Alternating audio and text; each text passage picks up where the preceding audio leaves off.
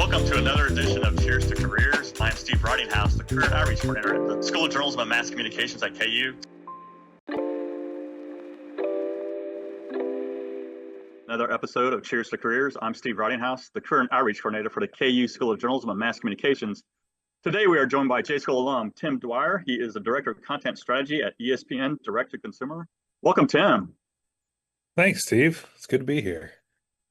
I know we're just chatting offline a while ago, and I am checking off another box. Bristol, Connecticut. I have not had a guest from Connecticut yet, so I appreciate it. Thanks for joining us. Yeah, I'm happy to help fill the map out a little bit. ESPN, I was looking at your LinkedIn profile. Very impressive, and if I looked at it correctly, it looks like ESPN has pretty much been your whole career since you graduated from KU. Yeah, it's been his career before I graduated, if you count an internship. Oh, yeah. So I had one in 2010. I took a semester off, actually, because it was on the heels of a summer internship. I was offered a fall internship and bailed on Kansas for a semester, then came back to finish things off. I know that ESPN internships is always pretty competitive. What kind of steps did you take to get to that internship level? The biggest thing for me was that I was able to do the work prior. That was the part of my resume that after talking to the guys that hired interns back when I was doing it, is that I had a pretty extensive clipbook and some experience at other internships around the industry. But working with student media was the first thing that got me into the door. I had a pretty big portfolio of work from my time with the UDK, and then parlayed that into I had an internship at a really small publishing house as a sophomore, just because I wanted to start doing work in the industry. And they were the only one who would hire a sophomore as an intern. I know a lot of companies are getting more and more. You need to be deeper into your career or your college education before they'll give you an internship. And then I had an internship at the ABC affiliate in Connecticut, which is how I wound up at ESPN. Was somebody I interned with for at the ABC affiliate in New Haven, Connecticut, was a former ESPN guy and knew a few people at the company. And so my whole purpose for the 3 months of that internship was I was going to impress that guy and get him to give me a good rec at ESPN, and that worked out. So he was able to, talk to someone at ESPN, and by the time I finished the internship, had applied for, I think they had 3 different open positions for interns. It was a marketing, it was something else, and it was a production one, and the production role wound up being one that I was a fit for, just based on the stuff that I'd done through my other work. But just dogged pursuit of doing the thing was the biggest piece of it, and getting practical experience. And Tim, was ESPN always kind of on your radar as a college student growing up? It's big sports brand. It's on everybody's radar as a sports fan, right? Like, I grew up watching Stuart Scott and Dan Patrick and like the absolute heyday of SportsCenter. And so I was obviously aware of ESPN. It wasn't by any stretch an end game goal for me. If anything, as a kid, I would have wanted to be a Sports Illustrated writer. But that sort of the media landscape shifted underfoot a little bit in the 15 years that passed while I was sort of going through college and high school and figuring out who I wanted to be and grow up into. And then I stumbled into the opportunity, or worked my way into the opportunity, if I give myself credit, at ESPN. And once I was able to do work outside of the written word sphere, which is what I always sort of envisioned for myself, I realized that sort of scratched the itch of being creative and telling stories. And it was around sports still, which was fun for me. But it was still like that creative outlet came no matter the media that it came in, and that was the last bridge to cross for this to be a great spot for me. And in those early years as a production assistant, you did a lot with doing highlight videos, correct? Yeah, it's all that. And so I cut highlights for SportsCenter as sort of one of the first things you do when you walk in the door, which is wild, because it's obviously great exposure for the work that you do is getting seen by millions of people, and that's a really sort of invigorating feeling as a young professional. Um, but I was cutting highlights for SportsCenter, and then I worked on a couple different shows just through rotations. As an entry level employee at ESPN, they put you in different spots to just sort of see where you gel and where you fit with different show units or production roles. You can be a camera operator, you can be a highlight producer, all that stuff. And so I cut highlights for SportsCenter. Like one of my first days, I delivered a script for a highlight to Scott Van Pelt, and like that was like this is so surreal to me. As a 23-year-old, it would have been that like this is my life, that I just watched a baseball game for work, made a highlight from it, and ran the script into Scott Van Pelt on the SportsCenter set. And then I went home for the day. Like that, someone paid me to do that. It was Do you remember what insane. that highlight was? It was, oh God, it was Braves, Phillies, I want to say. Yeah. Was my first one on air. It might have been Blue Jays, but it was a baseball game. Because they don't let you near the NFL until you're a pro. But it was great. That was one of the best roles I've had at ESPN 15 years later. Cutting highlights is still a ball. Were you pretty confident going into that role, or was it kind of learn as you go type of process? I was confident by the time I got to it as a full-time Okay. professional because I'd done it in my internship. Um, and it was the internship was great because you did real work. And one of the first things they said when I came in was, this isn't a you go get coffee while the grown-ups do the work internship. You're gonna get your hands dirty. Uh, and then like that night I got sent for coffee, and then the next night I made my first highlight. So it was mostly true. But that it was, you observe it, you watch it a few times, and then you go. And I never cut video. Like I didn't when I worked in student media at Kansas, it was is at the UDK. I didn't do KUJH. So I had no reps with nonlinear video editing or anything that was um the skill set, but you could tell a story, and that's really what they were looking for was, do you know how to recap a game in a way that's concise and insightful and meaningful? And if you can do that, you could do the job, and because the skill set part is teachable. Um, and that's what it wound up being for me. Was within a couple weeks of the internship, I felt really at home with what I was trying to do with highlights, at least.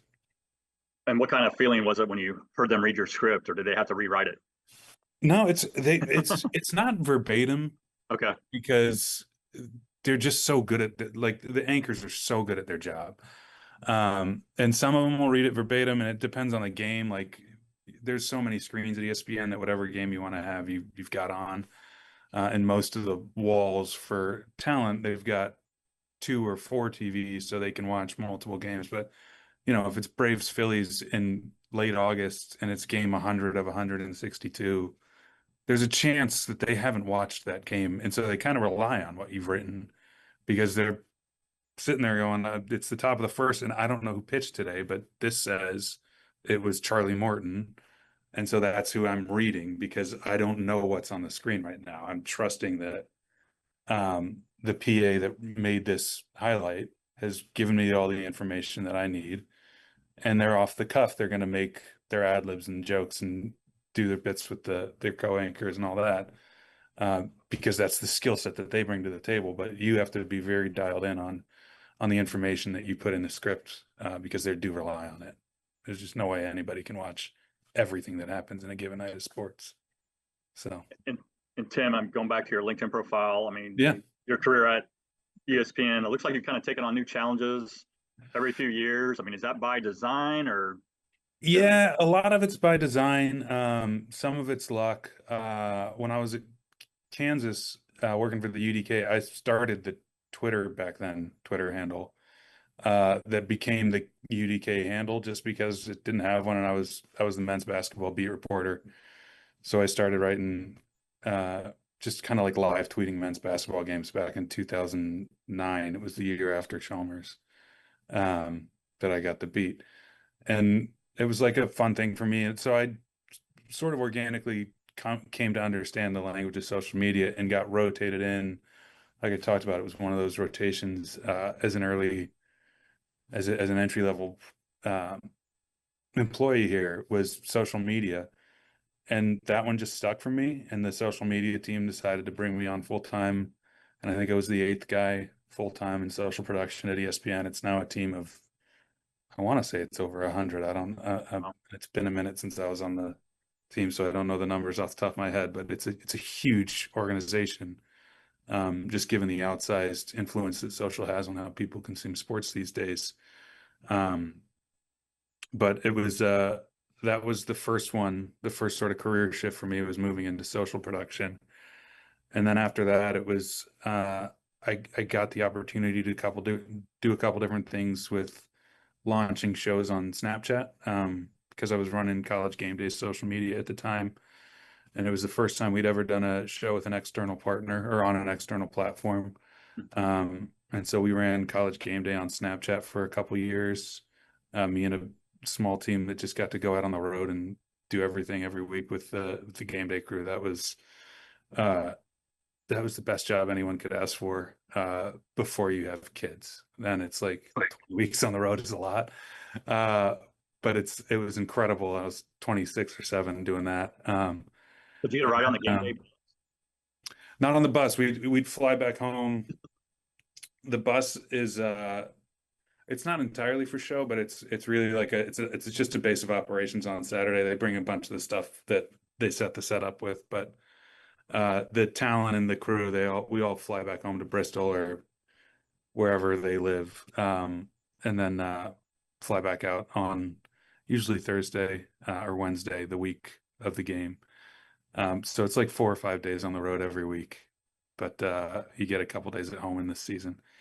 And then after that, because of the Snapchat experience that I had producing there, I got really into the idea of how people engage with content's become a buzzword for everything, but they engage with story or sports or whatever on a given platform, and how you can sort of authentically reach people on a platform with the existing brand or media that you represent. So for me, it was Game Day and then Sports Center. We also did on Snapchat, and I ran that for a couple years, and that was 12 episodes of Sports Center a week for 2 years that we or yeah, 12 episodes a week. And that was like we wanted to bring this legacy media brand to Snapchat, which doesn't really naturally fit. And so we had to be really creative around who's our talent going to be, what's our sort of ethos going to be in terms of the set and the highlights that we do. And we sort of needed to not be Sports Center while still retaining a lot of Sports Center's DNA, in a way that made it actually fit on the Snapchat platform, because Sports Center is a legacy media thing that speaks to a very specific audience on TV.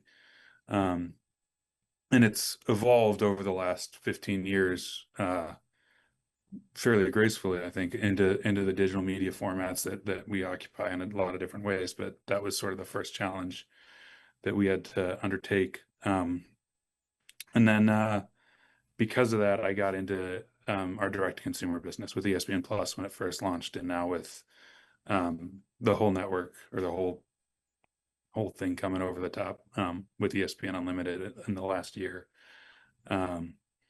That's where I sit now, is running content strategy for that, and it's still about how we sort of use the different platforms and levers that we have in digital to make sure that we're getting the right stuff in front of people who actually want to watch it, and at a price point that makes sense for Tim, everybody. you have a lot of creative freedom in your current role. I mean, is it kind of a Yeah, and it's interesting because it's much more of a business role than I ever thought I was going to find my way into, but I sort of found through the work that I've done that like creativity can take on a lot of different forms. And for me, the sort of, and I think I'm looking at my bookshelf because I think it's Range by David Epstein, which is a really great book for anyone who needs a recommendation. But there's a line in it about how creativity is just finding ways to solve a problem that nobody else has found yet. And it's just that. So I'm not being creative in the sense that I don't produce much anymore. I still have a couple little side projects that I'll chime in on just to scratch an itch, but I haven't written anything professionally in a decade, but I still get to be creative in the way that I approach and solve problems. And so that part of it is still very engaging for me and really fun. The ESPN on air talent that everybody's kind of familiar with. In Hmm. the early years, were you kind of in awe of them, or did they always treat you professionally, or did it take a while to A build that little kind bit of of connection? both. They're so pro, like they've been doing this for a while but I said earlier, one of my first days I ran a shot sheet to which is the script for a highlight to Scott Van Pelt. And like he took a second because he knew I was new and said like, "Hey, where'd you go to school? What's your deal?" And then he thought I looked like Adam Dunn, who's an old baseball player. And his nickname was Big Donkey. And so for like a year, I was Big Donkey to Scott Van Pelt, uh, which is the least flattering nickname, but he would remember every time. It was probably his mnemonic device for like, because he'd see me in the cafeteria and be like, he'd talk about Kansas hoops that week because he just like, he knew that he associated whatever with, okay, that kid went to KU and I can talk about that with him. So like a lot of them are great like that. And then as I got into some of the other roles, especially with Snap, like I got to hire talent, which was a trip for me. That like I got to decide who was going to be a sports center anchor. And one of the guys we brought in was Gary Streisky, who's one of the sort of cornerstone hosts now for the linear side as well. Um, and that was the first experience I had of like not just, oh, these are just people who love what we do and they love what they do and like it's mostly just a good hang, but also that like you can actually coach and teach and you can, without ever having been an on-air talent. There's an old Ira Glass thing about like taste is what makes people great at this, and it's why you hate your early work is because it's not. If you're a writer, you're not J.R. Tolkien. If you're a producer, you're not Denis Villeneuve. You're not doing that yet, but you get mad at your work for not being good enough because you have great taste. And so being just a consumer of the medium, like you have the taste to say, this is what I like in this and how, and try to bring it to fruition. And with reps, being able to hire talent and then help coach guys like Gary or Trevor Scales was another one who was on Sports Center Snap, who I think the world of. He was a former Harvard running back. So like talk about a guy who has everything going for him. But Trevor, you get in the room with him and talk sports with him, and he's the most engaging guy in the world. And then he'd get on camera and he would like try to be a sports, like he would try to be an anchor. So he'd like suit and tie himself a little bit instead of just like be Trevor. And that's one of those ones that was like, as soon as we got him to be Trevor on camera, it was like, this kid's a rocket ship. He's so good at what he does. And so that's one, that was fun for me with talent, where it was like, it's not just you're in awe of these people. It's also you have to put them in position to do their job as well as they can.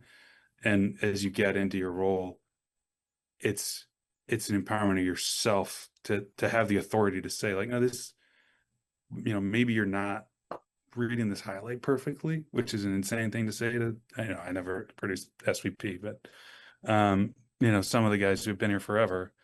And then it's just comfort level that like, no, I actually got good at this and I'm good at what I do. And that's why I'm in this room, is because, ESPN hired me to be me as much as I hired Gary to be Gary on camera. And those things are not incompatible, I guess.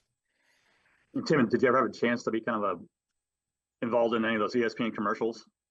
Should I be I looking for those again? Were you in the didn't. background I've anywhere? never been in a This is Okay. Sports Center commercial, which is one of my great regrets. They stopped filming on campus for a while. Uh, and then I got to be just around the shoot for a few, but I was never, it's like basically a draw to be the extras in the This is Sports Center commercials. But I'm a huge Pittsburgh Pirates fan, even though they've never loved me back. Uh, so they did one, I don't know, 5 years ago, 10 years ago with Andrew McCutcheon, and I like got to hang out for the day and watch it and see Cutcheon, the pirate parrot, and that was fun. But I've never actually been in the commercials. Tim, I know I should know this, but what's your KU story? Did you grow up in the Lawrence area, or how did you find KU? I found KU. I grew up in Wichita. Okay. I was born actually closer to here in New Haven, Connecticut, and then my dad was in aviation business, which eventually brings you to Wichita. Um, And so I was at Andover Central High School Yeah. for 4 years near Wichita, and then I actually went to Missouri for 2 years, Wow. uh, which we don't talk about. But the honest answer there is like it wasn't a great fit for me at Mizzou. I don't know if I'm a homebody or if it was the whatever reason, it just didn't really click. And so I transferred to KU because I had a bunch of great friends from high school that were still going there, and came in to the UDK when I was thinking about transferring and saw the environment there and was just like, yeah, this is magnetic. I love this. And so I transferred to Kansas, and then I wound up being at the UDK with just an unreal class of like talented people. Like Andrew Wiebe is the on-air host for MLS Soccer, which they want me to just call MLS because S is soccer. But there's a couple guys with the Athletic. Roston Dodd's written a couple Oh, yeah. books. Like it's just an unbelievable list of talent that I was around.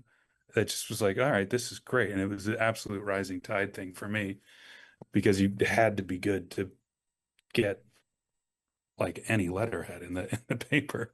Um, and so it was just really fun to be around those guys and sort of elevate my own game by association or osmosis. Yeah, Rustin, he was on campus But just a couple of weeks ago promoting his I don't know, yeah, Jesse Newell. They're working together on a soccer yeah, Jesse, soccer book. and Yeah. yeah, and so like I think Jason Jenks has written a book maybe now, or is working on one. But there's just a bunch of guys that we were all in the same 3 year span, um, and everybody wound up having a not everybody, but a lot of the guys wound up having really notable careers, and it's been fun to sort of be part of that alumnus class, even though it wasn't literally a year, but of guys who've gone on to do stuff in the industry, because it's a hard industry to break into.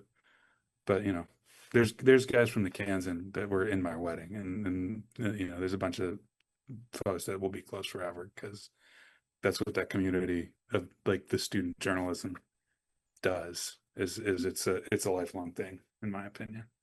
Before we move on to Fast Five, I always like to ask. So yeah, graduation. Students will be walking Yeah. next month. Any advice you would have for students, graduates who want to do what you're doing right now? Uh, Talk to people and do the thing. There's the incredible thing about the era that current graduates are coming out in, and it's also the challenging thing, but the incredible thing is that you don't need any authority to publish. Like you can publish. It's not hard. So go make stuff. And if you can get someone to pay you to make stuff, even better. Uh, and you're not going to do the thing you want. Like I was saying with Teddy, you're not going to make your masterpiece in year one or year two or year three, probably. But so don't get disheartened if the work that you're doing doesn't meet your own standards or doesn't meet somebody else's standards. Just make stuff and keep getting reps to get better at it. And then talk to anyone who will take your time. Send a million LinkedIn messages to people who have the slightest possible connection to you and say, hey, I saw that you did this. You were in Massachusetts in 1942, and I know something about that. Like, it doesn't matter what the actual connection is. Make up a hook and say, hey, I thought this, and would you be willing to grab 30 minutes and just let me pick your brain? Because once people know your name, it's the best way to cut through is I talk about it because people ask about ESPN specifically all the time. We get 1,000 applicants for every job. So it's really hard to cut through as the piece of paper. So the more you just meet somebody, whether like it's at a conference or on a Zoom or whatever, just meet people. Because it's a lot easier once you have a face or once you've got a story to say, oh, okay, this is someone who I should, when the day comes, and it may not come for a decade, should give a shot or talk to again or do whatever. So that's my biggest thing is I love the networking advice. Yeah, that's definitely something we try to preach yeah. for the career and outreach office. Okay, so time for Fast Five. Fast five. Let's do it. What was the last non-TV journalism job you had? I'm sure this must go back before your KU days. What was the last job you As had? I think in after my freshman year of college, I was an umpire Okay. for Little League. That's probably it. And now In I'm a Lawrence little or league coach, so full circle. in Lawrence or back in Andover? Back in Andover. What's your favorite social media platform to use? Reddit is the one that I use the most now. I got off Twitter when it started to become Nazified, if we can just say that. And that was good for my mental health. And then I mostly got off Instagram, but I sort of just use it as like a family photo album these days, which is nice. But Reddit I use almost daily because of the way it sort of divides into communities. And so I jump on like I said, I'm a Pirates fan, and there's me on the Pirates subreddit, or the Arsenal subreddit, although that's sad these days being an Arsenal fan. But it's that's the one I'm on the most. Tim, what is the most used emoji on your phone? Smiley Probably the face, laughing thumbs up, face. happy Yeah, face. yeah, the laughing tears face is the one where that's probably it. So when you come back to Lawrence, where's your go-to place to go? Is there a restaurant or hang out, or where do you always like to Free go when you come State, back to Free Free State? State's probably my first stop.